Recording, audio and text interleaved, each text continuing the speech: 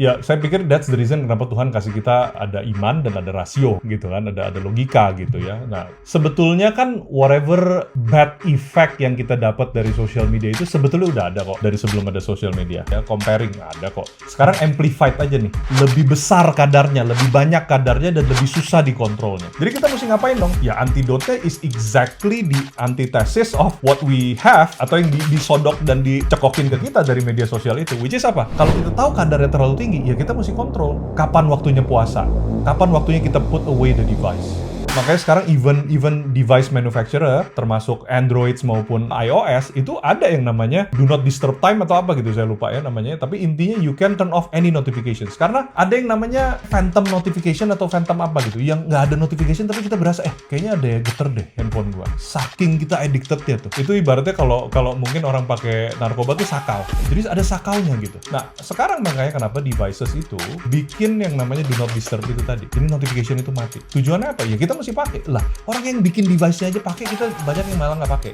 So, meaning karena kadarnya yang tadi kita ngobrol kan, wah sekarang kadarnya udah berlebihan. Ya, gimana supaya nggak berlebihan? Kita mesti kontrol. We cannot trust ourselves fully dengan ya udahlah gue enjoy aja, nggak usah dipasangin batasan. Gue udah gede ini, ya terusin aja. Ntar juga gue sadar sendiri. Now, most of the time makanya banyak yang kebablasan. So, we have to limit ourselves. Itu first thing first. Yang kedua, we have to balance the noise yang masuk. Sama kayak kita makan lah gitu ya. Wah enak semua nih makanan yang di luar gitu kan, ada konten A, konten B, konten C. None of them educate you, none of them make you better as a person, none of them make you feel better even. Nah kalau semuanya sama kayak makanan, isinya semua yang fatty, deep fried, kolesterol tinggi, ya ujung-ujungnya mesti di pengobatan. Secara mental health juga sama kan, kita juga kalau udah kolesterol ya mesti diobatin gitu, makanin obat kolesterol. Atau ya dari sekarang kita balance, noise-nya di balance. The noise that comes into our head and gets into our feeling atau whatever it is yang kita accept dan absorb, itu disesuaikan jumlah kadarnya. Kalau kita misalnya dari satu hari itu 90% isinya semua yang useless dan trash dan 10% yang bagus, I don't think it takes a genius atau a professor to know what kind of person you will become in the next 1 week atau 1 year gitu. Tapi kalau kita start balancing, jadi contoh social media yang kita follow pun account-account yang memang educating. Orang-orang yang kita dengar di YouTube pun adalah orang-orang yang educating.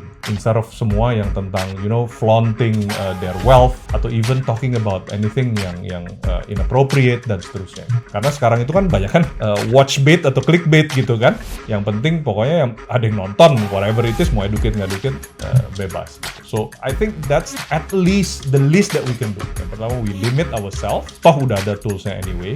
Bahkan kalau perlu kita sebutnya hard limit gitu ya. Bahkan device-nya, nggak cuma software-nya yang limit, device-nya kita jauhkan. Nggak even masuk ke kita punya bedroom by the time jam berapa misalnya. Kemudian yang kedua ya di balance.